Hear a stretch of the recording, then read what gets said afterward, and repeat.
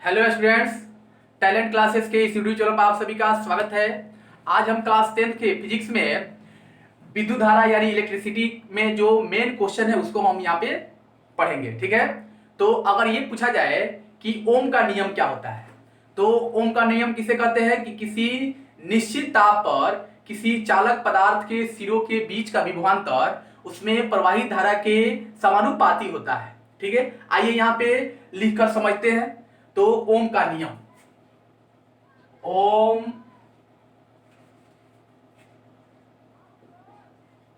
ओम का नियम किसी निश्चित ताप पर किसी निश्चित ताप पर किसी चालक पदार्थ के बीच का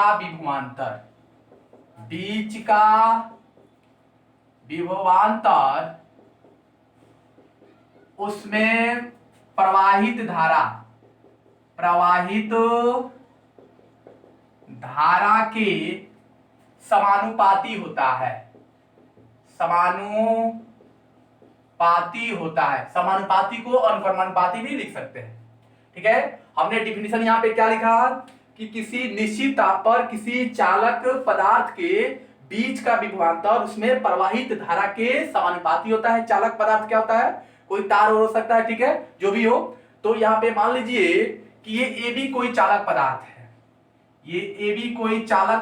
है, और ये भी चालक पदार्थ हो गया। इसमें प्रवाहित धारा आई है, और ये ए और बीच के जो विभवांतर है वो क्या है? आपका भी है। तो हमने लिखेंगे क्या कि यदि ए एवं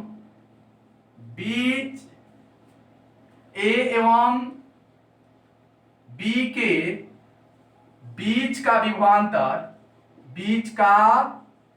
विभवांतर भी एवं प्रवाहित धारा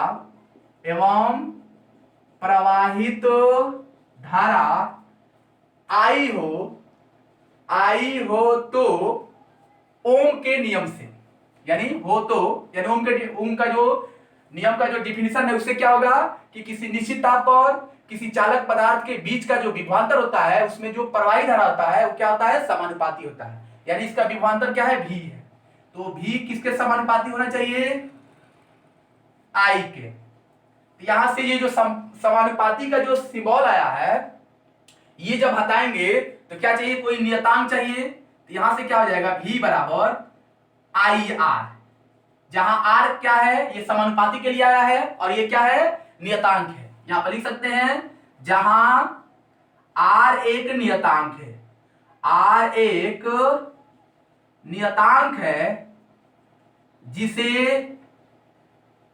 जिसे ए एवं बी के बीच का प्रतिरोध कहते हैं। जिसे बिंदु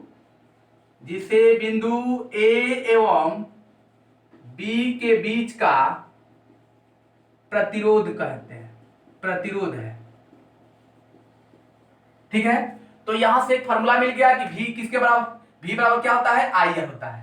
तो यहां से अगर क्या किया जाए, आई अगर पूछा जाएगा तो आई के लिए क्या होगा? आई अगर निकाला जाएगा इसी फॉर्मूला में तो आई बराबर हो जाएगा, ये इक्वेशन हो गया भी बराबर आई आर। आई निकालेगा तो क्या होगा? आर आकर इधर डिवाइड हो जाएगा, यानी आई बराबर क्या हो जाएगा? भी बाई आर हो जाएगा। वैसे ही एक भी फॉर्मूला यूज करेंगे अभी, और वैसे ही अगर क्या निकाला जाए? आर निकाला जाएगा, तो आर के लिए क्या होगा? आई आकर भी में डिवाइड हो जाएगा, यानी भी बाई क्या होगा? ये आई हो जाएगा। ठीक है, तो इस तरीके से मेन फॉर्मूला आपका ये हो गया भी बराबर आई आर। जहां जरूरत पड़ेगा इसका भी हम यूज करेंगे। ठीक है, आइए अब हम देखेंगे कि श्रेणी क्रम संयोजन क्या होता है, और श्रेणी क्रम के लिए सूत्र कैसे स्थापित करेंगे। तो सबसे पहले श्रेणी क्रम संयोजन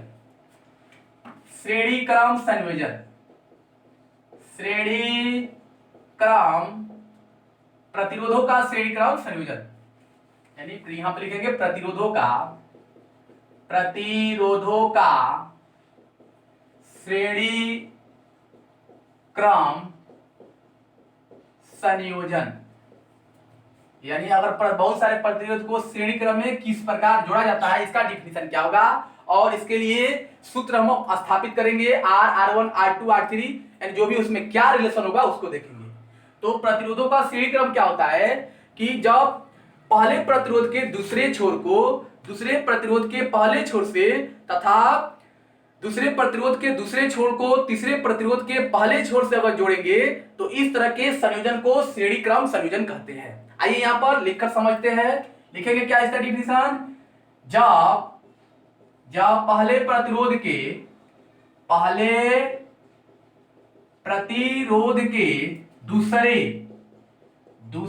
छोर को दूसरे प्रतिरोध के दूसरे छोर को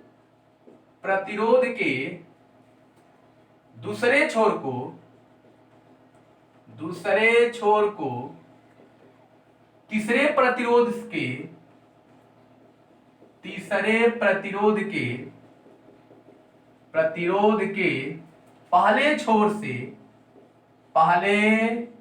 छोर से जोड़ा जाता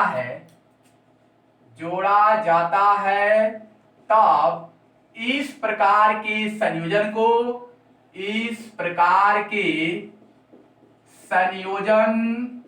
को श्रेणी क्रम संयोजन कहते हैं। श्रेणी क्रम संयोजन कहते हैं। ठीक है, हमने डिफिनेशन क्या लिखा, जब पहले प्रतिरोध के दूसरे छोर को दूसरे प्रतिरोध के यहाँ पे जब पहले प्रतिरोध के दूसरे छोर को दूसरे प्रतिरोध के पहले छोर से, यहां पहले लिखेंगे, पहले छोर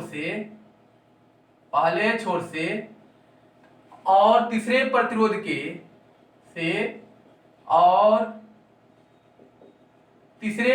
के पहले छोर से जोड़ा जाता है तब, देखिए डिफिनेशन ये गलत लग रहा है, जब पहले प्रतिरोध के दूसरे छोर को दूसरे प्रतिरोध के पहले छोर से जब पहले प्रतिरोध के दूसरे छोर को दूसरे प्रतिरोध के पहले छोर से तथा दूसरे प्रतिरोध के दूसरे छोर को तीसरे प्रतिरोध के पहले छोर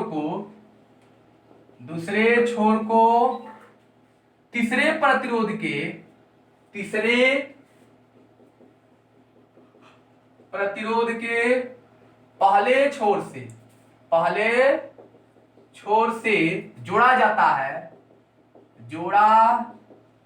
जाता है तब इस प्रकार के संयोजन को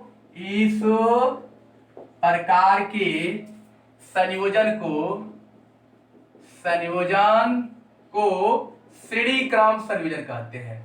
श्रेणी क्रम संयोजन कहते हैं।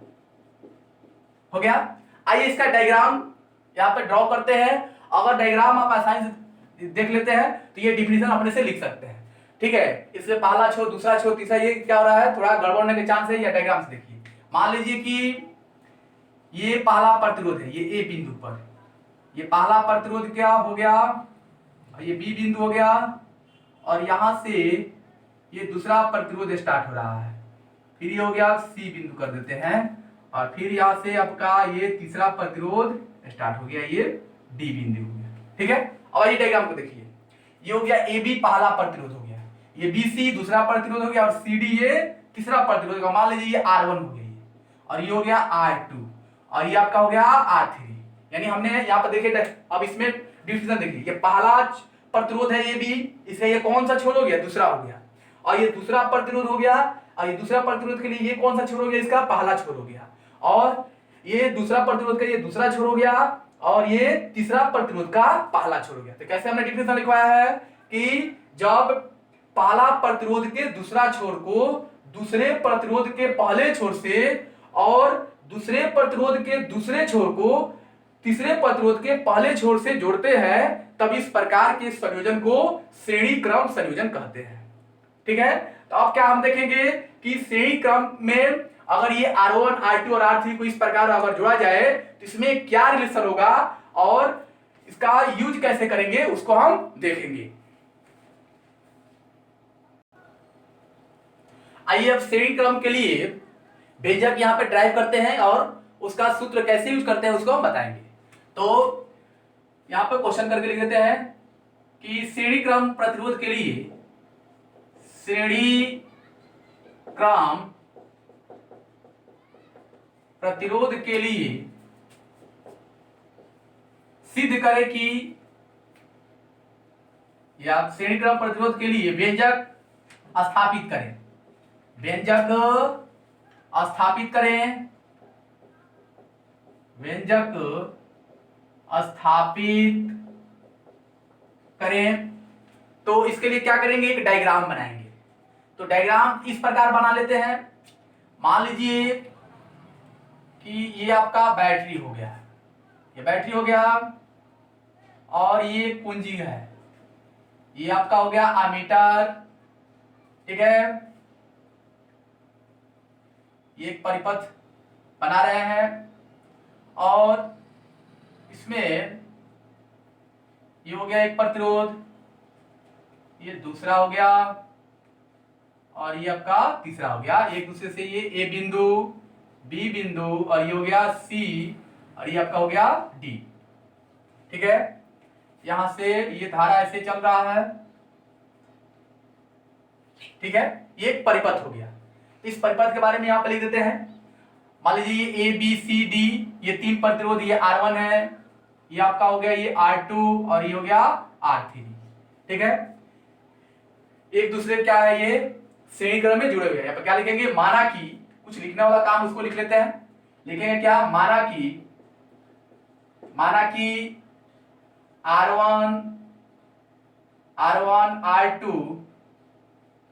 एवं R3 तीन प्रतिरोध बिंदु ए बी सी एवं डी और डी पर एक दूसरे से जुड़े हुए हैं, एक दूसरे से जुड़े हुए हैं। हो गया ये, और इसमें प्रवाहित होने वाला धारा क्या है, I है, तथा इसमें प्रवाहित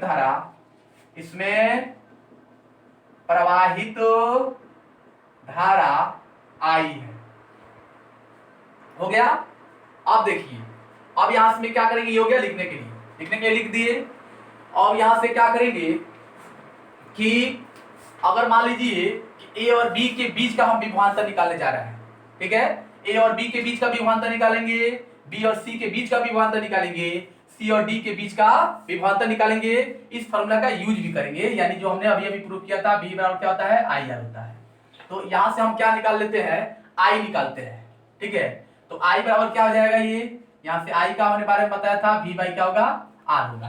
तो अगर हम इस परिपथ में ए और बी के लिए क्या निकाल दें, विभवांतर यानी आई निकालें, तो क्या होगा, यानी ये दोनों के बीच का विभवांतर क्या हो जाएगा, V A minus V B.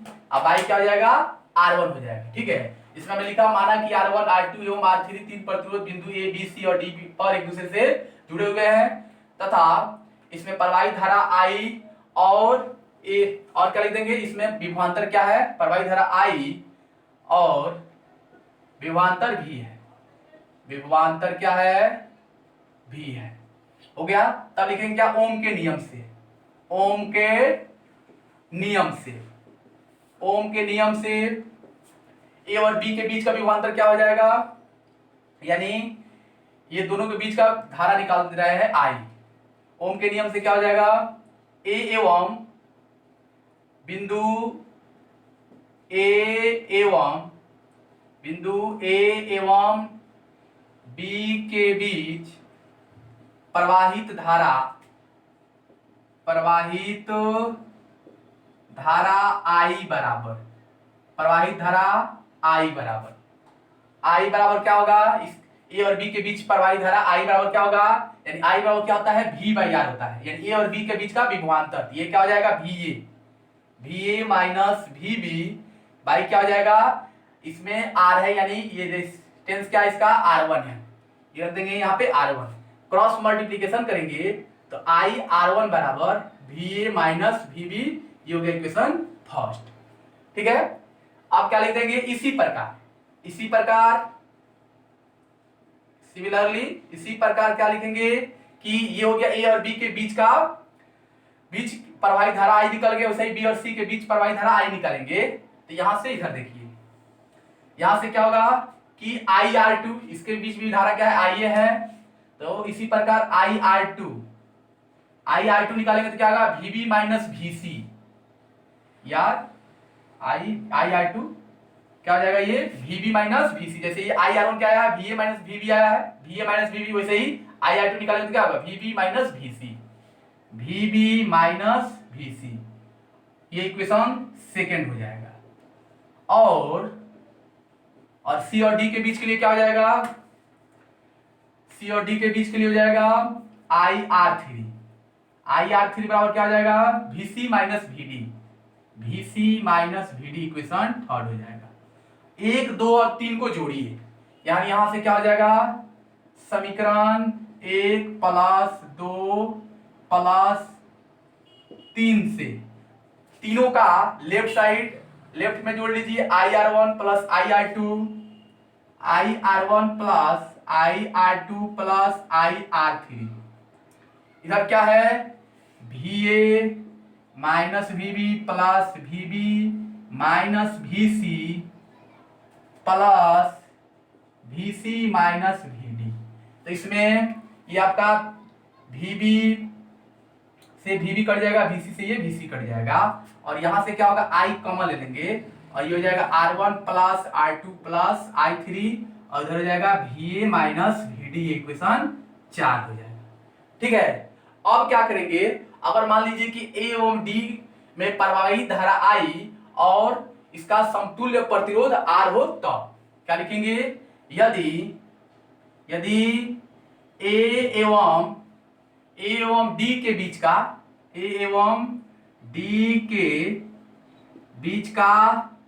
प्रवाहित धारा I एवं समतुल्य प्रतिरोध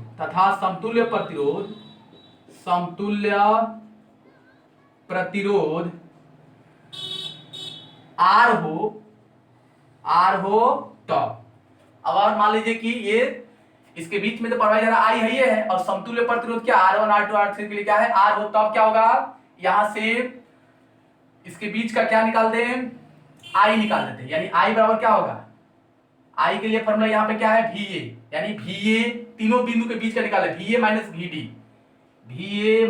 VD, अब बाई समतुल्य प्रतिरोध क्या है, सबके लिए R है, यहां से अगर क्रॉस मल्टीप्लिकेशन करते हैं तो IR बराबर हो जाएगा VA माइनस VD, ये इक्वेशन हो जाएगा 5।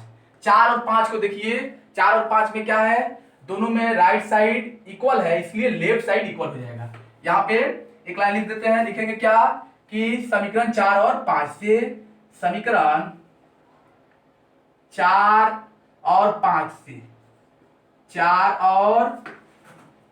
से क्या होगा कि I into R1 plus R2 plus R3 बराबर IR, दोनों तरफ से I कैंसिल हो जाएगा, तो यहां से ये R बराबर क्या मिल जाएगा, R को पहले लिख रहे हैं R1 plus R2 plus R3, ये क्या होगा, इसके लिए व्यंजक हो गया। ठीक है, ये प्रूव हुआ, ये यानी स्थापित हो गया।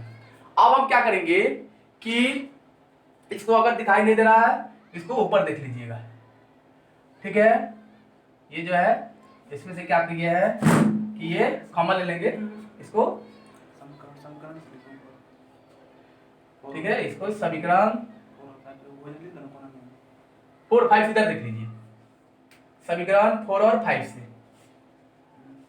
समीकरण 4 और 5 से, 4 को देखिए क्या है, इधर भी दोनों का राइट साइड इक्वल है, ये इसका लेफ्ट साइड, इसका ये लेफ्ट साइड, आई R1 plus R2 plus R3 बराबर आई आर, दोनों तरफ से आई कैंसिल हो जाएगा, यानी आर को पहले लिख देते हैं, R is equal to R1 plus R2 plus R3, ये आपका ये प्रूव हो जाएगा। ठीक है, ये हो गया श्रेणी क्रम संयोजन क्या होता है, इसके लिए व्यंजक क्या होता है। अब हम देखेंगे कि समांतर क्रम संयोजन क्या होता है, उसके लिए व्यंजक कैसे प्राप्त करेंगे, आइए आप उसको देखते हैं।